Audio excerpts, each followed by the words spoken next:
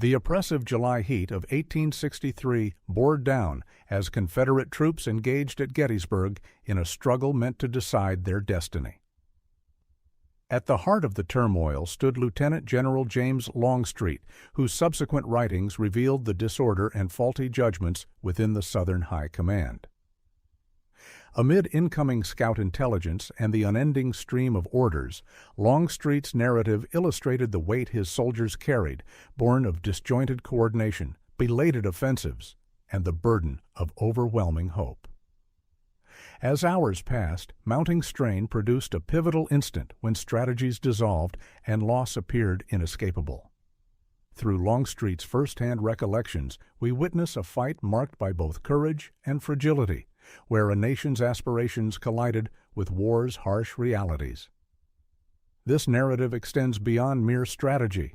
It explores individual endurance stretched to its breaking point, the profound weight of leadership, and how discord at Gettysburg culminated in catastrophe. Headquarters first aimed to hold ground taken on the right flank, while my left withdrew toward the enemy's former position at the Peach Orchard. That afternoon, we seized 4 artillery pieces and 2 regimental standards. The following day, preparations began to renew the assault from the right, intending to outflank the elevated ground the enemy held on their left. That effort would require hours, though it seemed hardly formidable.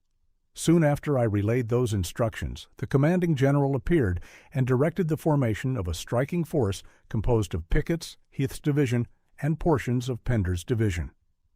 The assault was intended to strike straight at the adversary's primary position along Cemetery Ridge.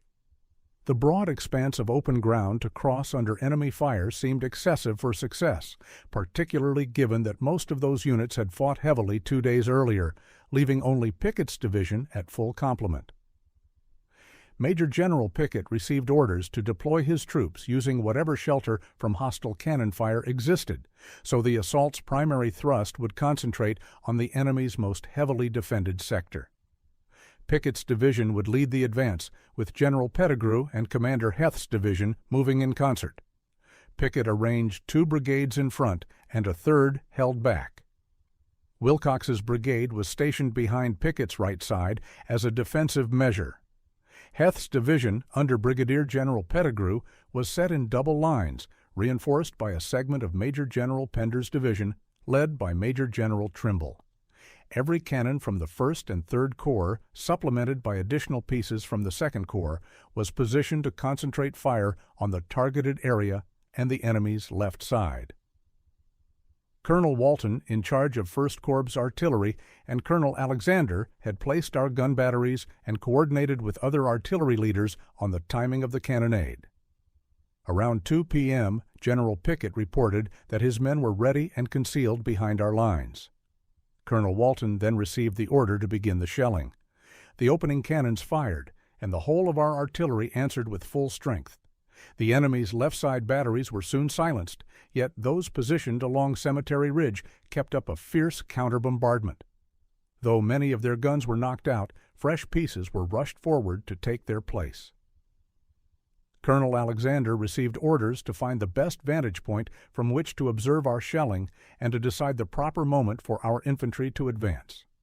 Once our cannons opened fire, I rode to Major James Deering's battery and observed the foe swapping out their artillery almost as quickly as we could disable it. It became clear to me that we had to strike at once if we hoped to accomplish anything before nightfall. I directed our batteries to replenish their ammunition chests and prepare to support the infantry's push.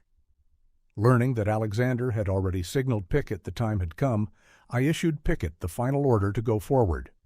Only then did I discover that our ammunition reserves were so depleted our guns could provide no meaningful covering fire.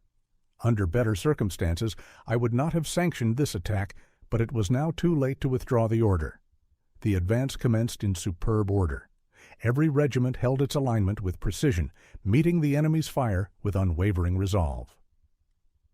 About halfway to the enemy's line, a small hollow offered brief shelter, and the formation paused for an instant.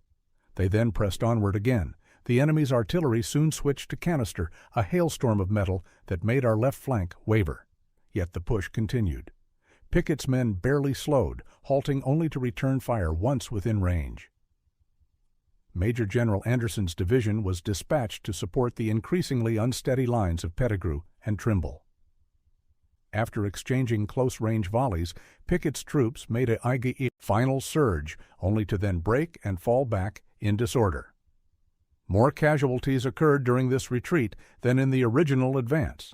This collapse allowed the enemy to concentrate their efforts on Pickett's division, threatening its complete annihilation before Anderson could intervene.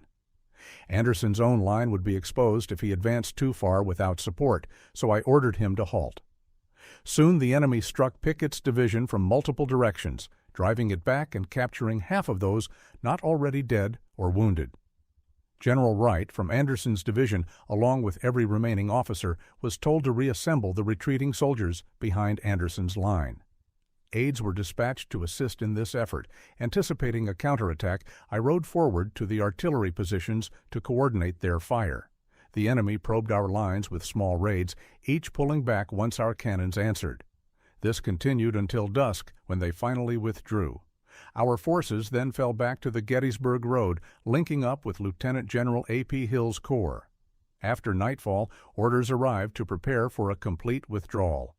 The necessary work began before dawn on the 4th.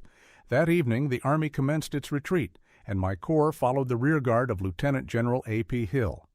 Heavy rain and wretched roads slowed our column, yet we reached the mountains by the evening of the 5th. On the 6th we advanced toward Hagerstown, though exhausted men and horses made little headway. I was deeply anxious that we would not reach Hagerstown in time to protect our imperiled supply wagons at Williamsport. We arrived near 5 p.m. and made camp 2 miles from the town. Reports detailing our killed, wounded, and missing have already been forwarded. I remain Colonel, your most obedient servant, James Longstreet, Lieutenant General Commanding, 1st Army Corps, Department of Northern Virginia. As the gun smoke lifted over Gettysburg, the battlefield grew silent, yet heavy with unresolved questions. Longstreet's account reveals not only the failures of the Southern High Command, but also the enduring shadow of what might have been. During the retreat, Longstreet and his men bore more than physical wounds. They carried the burden of lost opportunity.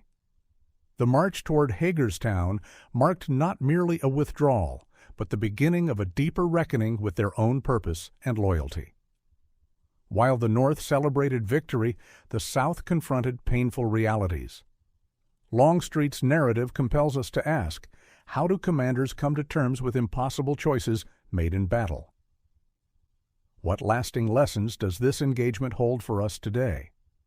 We invite you to share your thoughts on the legacy of Gettysburg in the comments below. Though the conflict is far behind us, the conversation endures.